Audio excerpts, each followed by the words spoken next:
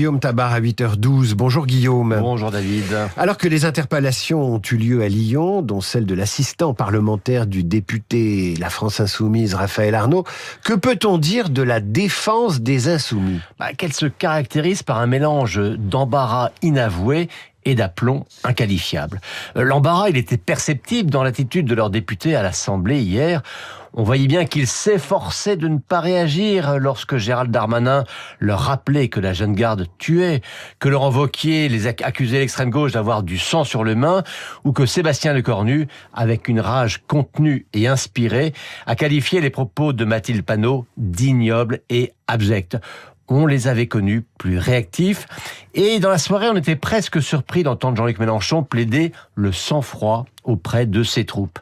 Mais sous cette retenue dans l'attitude, quel aplomb, quel culot et disons-le, quelle indécence d'entendre les insoumis persister à se poser en victime, persister à accuser la police, persister à salir la mémoire de Quentin, dépeint en suppôt du fascisme, comme si, par-delà la calomnie, cela pouvait atténuer, sinon excuser, le lynchage qui l'a tué. Mais sur le fond, peuvent-ils démontrer n'avoir rien à voir avec la mort de Quentin ? Parce que c'est ce que dit Mélenchon. Eh oui, il persiste à le dire. Alors, l'interpellation de l'assistant parlementaire de leur député, Raphaël Arnaud, et d'autres membres de la jeune garde, vient fracasser leur proclamation selon lesquelles ils n'auraient rien à voir avec tout ça. Alors, ils essaient de dire, mais la jeune garde, ça n'est pas nous. Et Raphaël Arnaud n'avait plus de lien avec eux. Mais les images, elles sont toujours là. On avait vu tout le groupe LFI, il y a quelques mois, scander « Jeune garde, jeune garde ». On avait entendu Jean-Luc Mélenchon, des trémolos dans la voix, saluer l'engagement de nos jeunes camarades. On a lu, il y a quelques jours à peine, que LFI exigeait du gouvernement qu'il revienne sur la dissolution de ce groupe violent. On n'a pas oublié qu'en dépit de ces démentis récents, Rima Hassan s'en remettait à Jeune Garde pour assurer son service d'ordre.